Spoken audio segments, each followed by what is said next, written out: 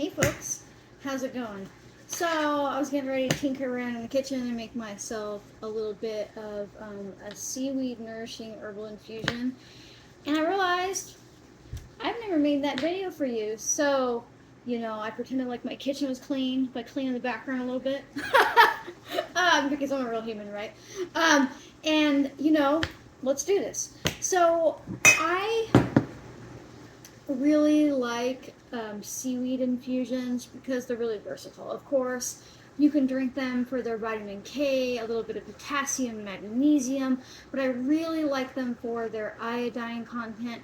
Most people are lacking in iodine, even if you are eating iodine salt, or like unless you're like eating like a really iodine rich diet like seafood all the time, you could probably do with a little bit more iodine in your diet. But I really don't like to supplement with iodine. I'd rather get it in its natural form. So we're going to make a seaweed infusion.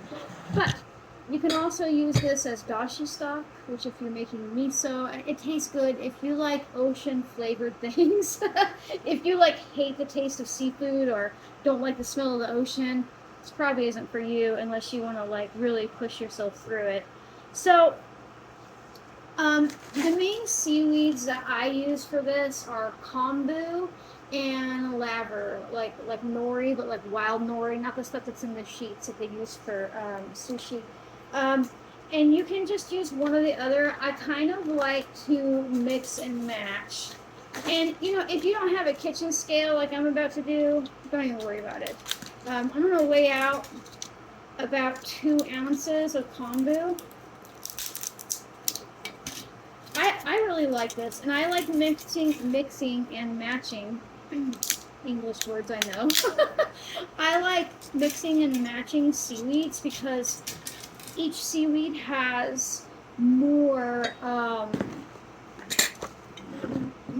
like properties than the other one, though, right? Like there might be more magnesium in the kombu, and there might be more like potassium or iodine in the nori, right? You can dig around and see which one has more.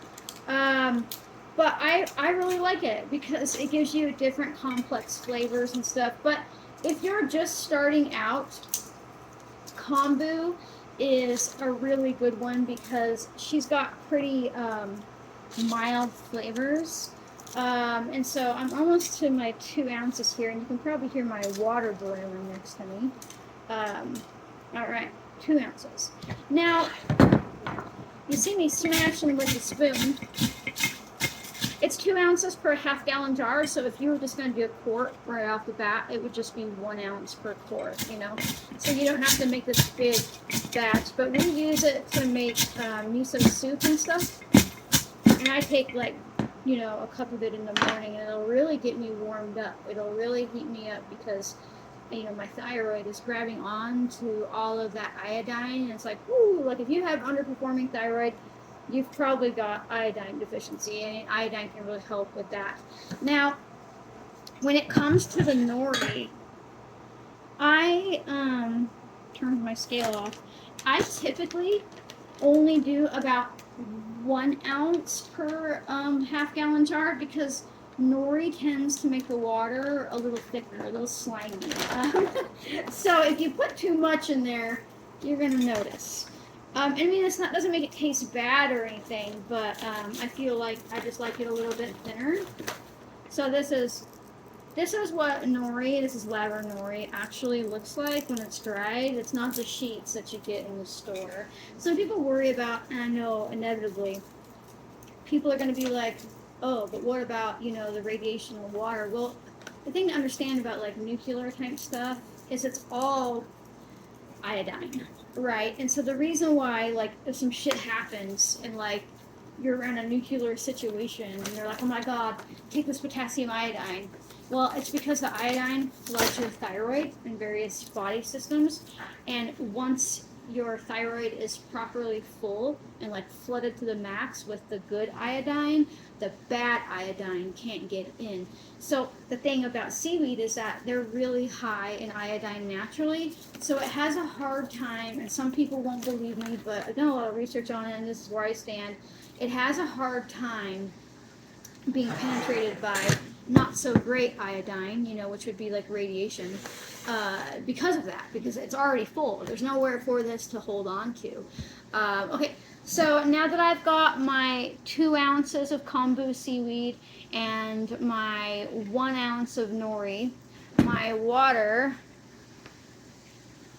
is boiling. I'll do that very carefully.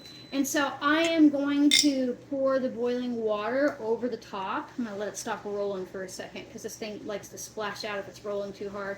And then I'm basically just going to let this sit on my counter until it's cooled down, and then I'll pop it in the fridge overnight. And so a couple hours, before bed or right before bed, I'll put it in there. Now make sure your jar isn't super cold. The name brand jars for like canning don't tend to break as bad as like the Walmart knockoffs. So, I've never seen a half-gallon jar in like a Walmart brand, right? But even if it's really cold, it's gonna break because it's just thermal shock. So make sure your jar is not coming out of the garage or somewhere like that. That's close enough. I can only fit so much in my, my kettle. So I'm gonna stir it just so it all gets underwater. You can already see the color change. It already smells fantastic. So, one thing I really like, this is just like nutrition powerhouse. It really is. And so if you're somebody who's struggling with energy, if your body temperature is always cold, start tracking your temperature when you wake up and throughout the day after you eat. If you are not consistently in the 98.6 range, your metabolism, your thyroid, your body isn't happy. If you're always like 97.9, 97.8, you're not feeling great. If you feel cold all the time, if your hands are cold all the time, or your feet are cold all the time, some of that stuff can be from circulation, from like heart issues, but also like if you're checking your temperature under your tongue while your hands feel cold and you're under 98.6, your thyroid is screaming, help! Right?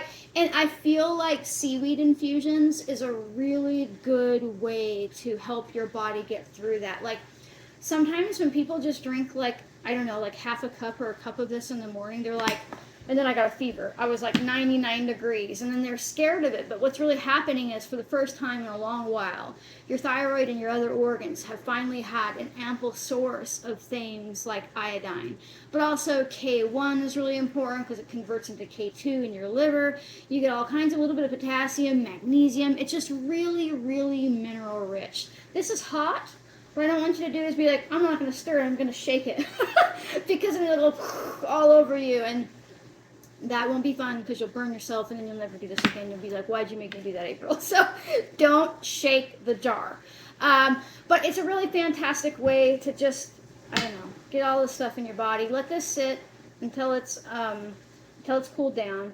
Put it in your fridge. The next morning, you're going to strain out the seaweed and drink the liquid. And it'll last in your fridge about 3 to 4 days, like any other food that you've made, right?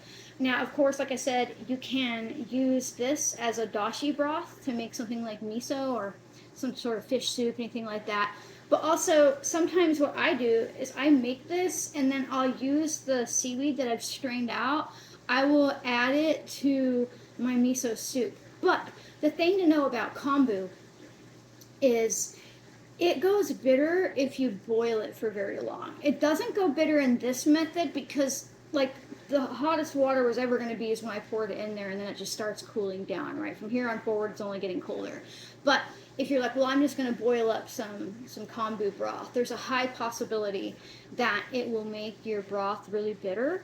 And so what I do when my miso's done, I just, like, in the last, 3 to 4 minutes, I just toss in the kombu. Right, that has already been sitting overnight. If you tried to do that with dried kombu, it would be like you wouldn't be able to eat it very well, right? Because it hasn't broken down its cellular structure and it's just like tough. But if you let it soak overnight like this, it gets nice and soft and edible. So, yeah, that's what I was up to. I actually need to get started cooking dinner, but like I was like, I wanted this broth for the morning, and I need to make videos. So, you know, that's that's seaweed broth, and you're smart enough to do that, right? Right, you are absolutely smart enough to do this. You are smart enough to find ways to get deeper nutrition into your body, to make yourself feel better, start paying attention to how your body actually feels, and depend on yourself for your own well-being. You are completely capable of doing that. So, if you like my random pop-up videos where I'm all over the place, or my morning tea time, and just generally being a human with you, make sure that you like, comment, subscribe, turn on notifications, and share. Sharing is super important because it helps other people realize that they are smart enough to do this too. And if you follow me on YouTube, come find me on Instagram. If you follow me on Instagram, come find me on YouTube. I share all different kinds of information. And if you'd like to support my capacity to teach freely and be a real human with you, consider becoming a member to my channel or calling something home from my apothecary via the link in my bio or the description or the comment section or wherever I end up throwing it at. Throwing it in, whatever. Thank you so much for watching, and we'll see you next time, folks. Bye.